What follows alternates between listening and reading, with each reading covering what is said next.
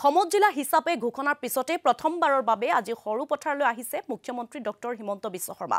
সৰুপথাৰ সমষ্টিৰ বিধায়ক বিশ্বজিৎ ফুকনৰ নেতৃত্বত নিৰ্মাণ হৈ উঠা কেইবাটাও উন্নয়নমূলক আঁচনিৰ শুভাৰম্ভ কৰাৰ লগতে আন কেইবাটাও প্ৰকল্পৰ আধাৰশিলা স্থাপন কৰে মুখ্যমন্ত্ৰী ডক্টৰ হিমন্ত বিশ্ব শৰ্মাই। আমি পোনপটীয়াকৈ আপোনালোকক সেই স্থানলৈ লৈ গৈছো।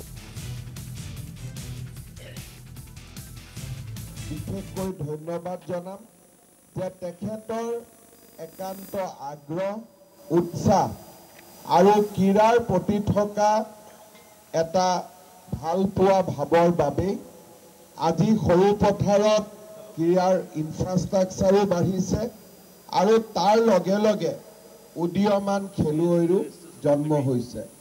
মই আজিৰ সভাত উপস্থিত থকা আই মাতৃসকল, আমাৰ পিতৃ মাতৃসকল সকলোকে মই আহ্বান জনাম যে আমাৰ সৰুপথাৰত সৃষ্টি হোৱা এই ক্ৰীড়াৰ যিটো আন্দোলন তাত যাতে আমি নিজকে জড়িত কৰোঁ।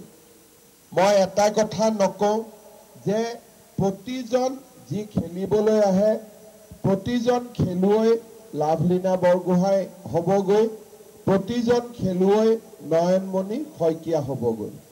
কিন্তু ইয়াৰ মাজতে আমি এটা কথা অনুভৱ কৰিম যে যেতিয়া শৈশৱতে ল'ৰা ছোৱালীক খেলাৰ প্ৰতি সংস্কৃতিৰ প্ৰতি আগ্ৰহ জন্মে, কালচাৰেলে হওক স্পৰ্টছে হওক, এই দুইটা দিশৰ প্ৰতি যেতিয়া আকৃষ্ট হয় ল'ৰা ছোৱালীয়ে জীৱনত কেইটামান বহুত ডাঙৰ গুণ খেলৰ জৰিয়তে আয়ত্ত কৰে, যাক সাধাৰণতে আমি খেলা ধূলা নকৰা এই যুৱ সমাজৰ মাজত দেখিবলৈ নাপাওঁ।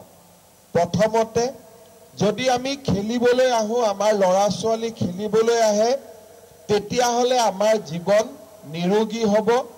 কাৰণ খেলাৰ লগত আমাৰ যি শাৰীৰিক এক্সাৰচাইজ আদি আমি কৰোঁ তাৰ ফলত আজি যিটো পৃথিৱী য'ত ডায়েবেটিক্স, হাৰ্ট আদি বেমাৰ সদায় বাঢ়ি গৈ আছে, নিয়মীয়া খেলৰ অভ্যাসৰ বাবে আমি সৰুৰ পৰাই যদি ল'ৰা ছোৱালীৰ মনত খেলাৰ পৰিৱেশ এটা নিৰ্মাণ কৰিব পাৰোঁ, তেওঁলোকে ৰেগুলাৰ ৰাতিপুৱা এক্সাৰচাইজ কৰিব, দৌৰিব, তেওঁলোকৰ জীৱনটো নিৰোগী হ'ব।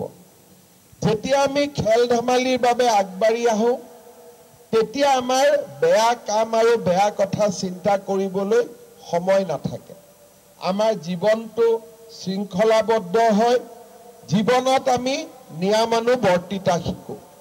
আজিকালি আপোনালোকে দেখিছে যে যেতিয়াই ল'ৰা ছোৱালীয়ে খেলা ধূলা নকৰে, নাচ গানৰ লগত জড়িত নাথাকে, লাহে লাহে ল'ৰা ছোৱালীয়ে এক বেলেগ ৰাস্তাৰ প্ৰতি আকৃষ্ট হয়। আমাৰ সমাজত ড্ৰাগছৰ প্ৰৱণতা নিতৌ বাঢ়ি অহা আমি দেখা পাইছোঁ আৰু বহুত সময়ত মাদক দ্ৰব্যৰ সেৱনেও আমাৰ যুৱক সমাজক লক্ষ্যভ্ৰষ্ট কৰা আমি দেখা পাইছোঁ। এনে পৰিৱেশত যদি ল'ৰা ছোৱালীয়ে সৰুৰে পৰা খেলা ধূলাৰ লগত জড়িত হৈ পৰে, এই ল'ৰা ছোৱালীয়ে এই ধৰণৰ বিষাক্ত বিভিন্ন কথা বতৰাৰ পৰা নিজকে আঁতৰাই ৰাখিব পাৰিব। তৃতীয়তে, যেতিয়া ল'ৰা ছোৱালীয়ে খেলা ধূলা কৰে, দৌৰা দৌৰি কৰে, তেওঁলোকৰ জীৱিকাৰ পথো মুকলি হয়।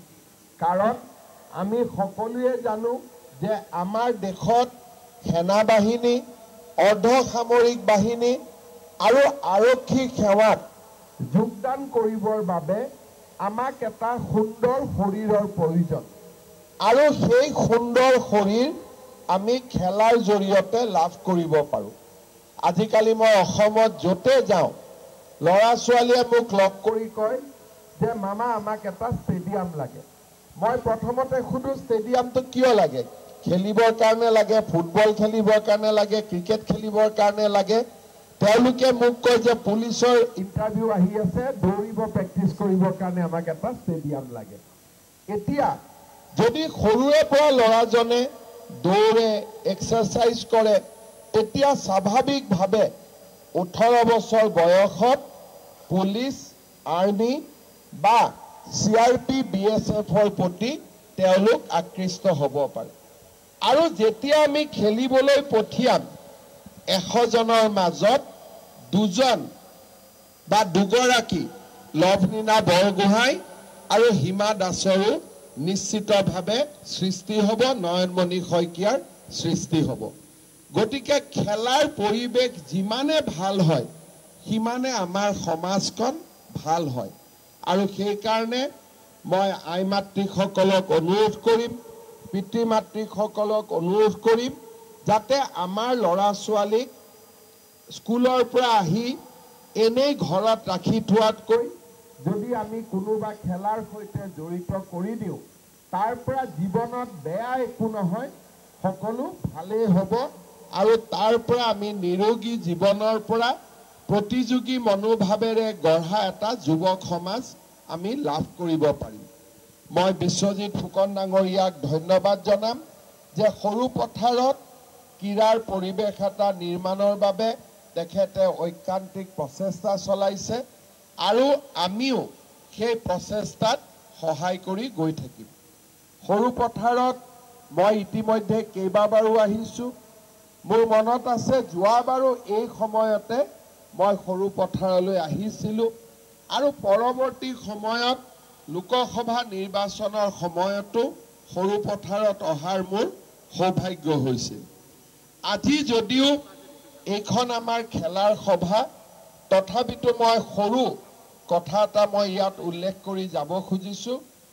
ইলেকশ্যনৰ সময়ত মই ৰাইজক কৈছিলোঁ যে আমাৰ মহিলাসকলৰ মাজত অৰুণোদয় আঁচনিৰ হিতাধিকাৰী আমি বঢ়াব খোজোঁ।